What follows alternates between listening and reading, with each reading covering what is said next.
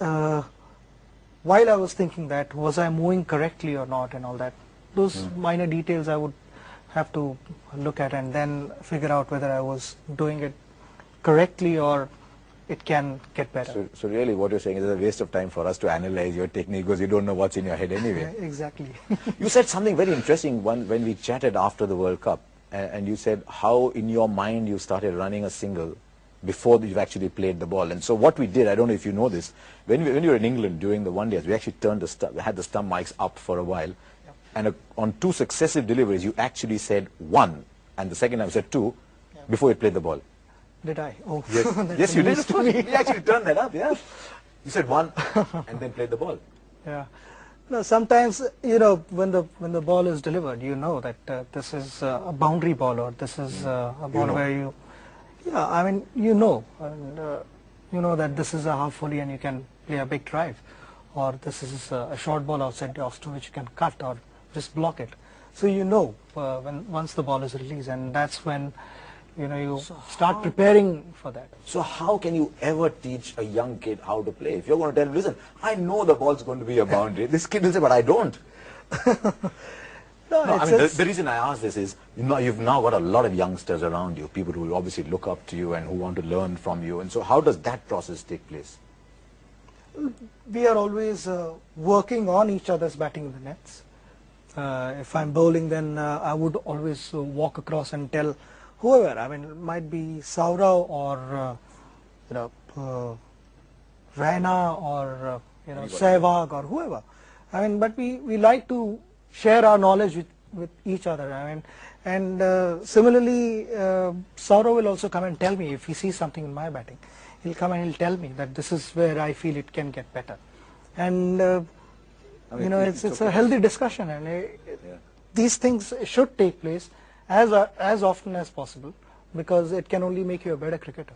It's okay for Saurav to say that. What if would a Gambhir or would an Uttappa say, but how can I? I don't think so, because I've always told them, before it actually happens, you better tell me, which will help me. I mean, don't wait for me to get out. If you see something wrong, come and tell me there and then.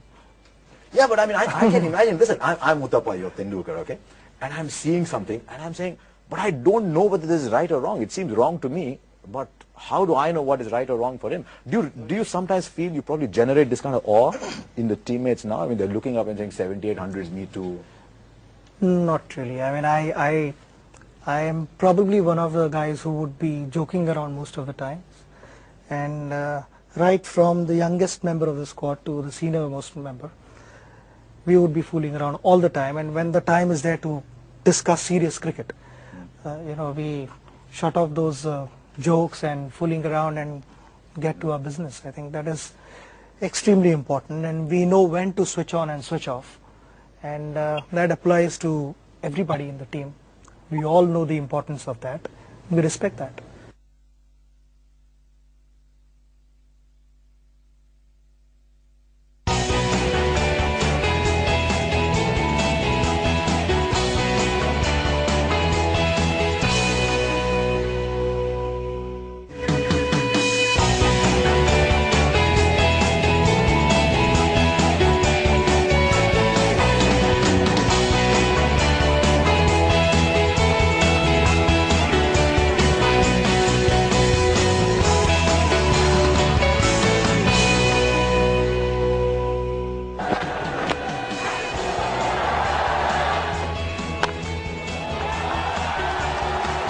As a child, I dreamt of playing for India. Big one! 10 yards back. He's taken it. That is a dramatic dismissal. If we win and I get out on 19, I'm happy doing that. It's raced away to the boundary. And again, consecutive boundaries. Okay, when you score 100, he's playing for 100. If he scored 90s, why isn't he scoring 100?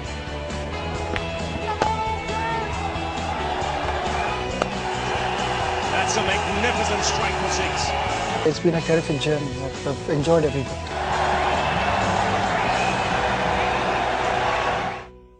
You know, when you had your problem with tennis elbow, what's it called? Lateral epicondylitis, right? Sort of. I don't remember. But I mean, do you know that every time you have an injury, India learns anatomy a little bit more? So when you had the tennis elbow injury, Yeah. people speculated on whether the bat was too heavy, on whether it was coming down the right way. Did you yourself consider changing the weight of the bats? To be honest, no, Harsha. I mean, I didn't think about that because that was a wrong theory.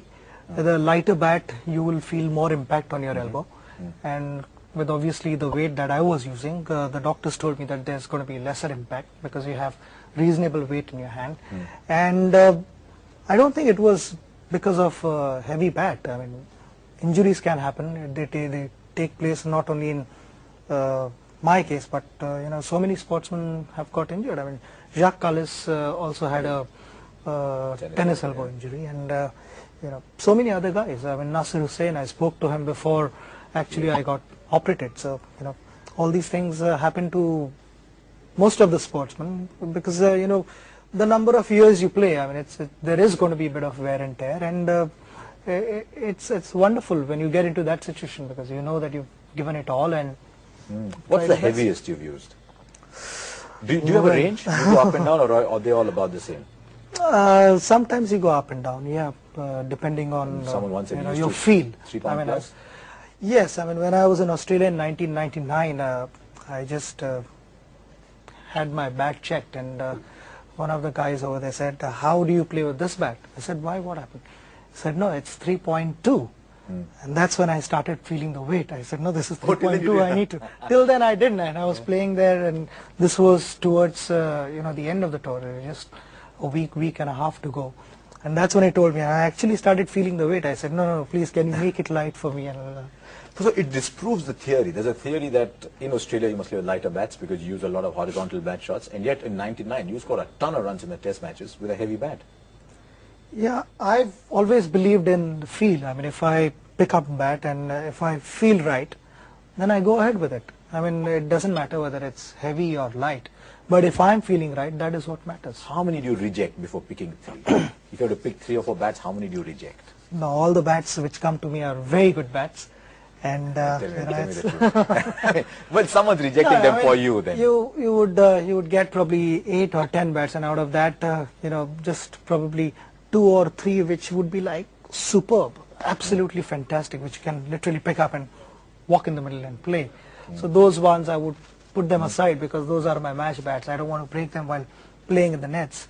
And then I would you know, give my friends. I've got many friends in Mumbai, so I would give the bats to them and tell them to work on those bats, you know, get them seasoned, and then give them make back sure to that they come back to me. Do they? Yes, the best ones. You know, Sunil Gavaskar talks a great deal about talent, about temperament, and he says when you rise to the top level, it's all about temperament. It's not as much about talent. Whereas the general feeling in India is, hang on, Sachin Tendulkar means talent. You know, he was blessed with talent, he was born with talent, he was bound to score runs. What is your assessment on where does talent and temperament stand on that, on the balance? I think it is temperament, talent, discipline, the desire, the will to perform well all the time. All these things combined together makes a good cricketer, and without these things, I mean, you might be talented, but if you're not disciplined enough to make sure that your talent actually works, then I don't think it's going to work. You got to have combination of all these things, and obviously, I mean, like Gavaskar put it, temperament. Without temperament, you cannot do certain things. Because increasingly, Sachin Tendulkar talks about being ready in the mind as opposed to being ready anywhere else. There's just a little bit of time left, so we're going to continue this conversation after the break. That is a beauty.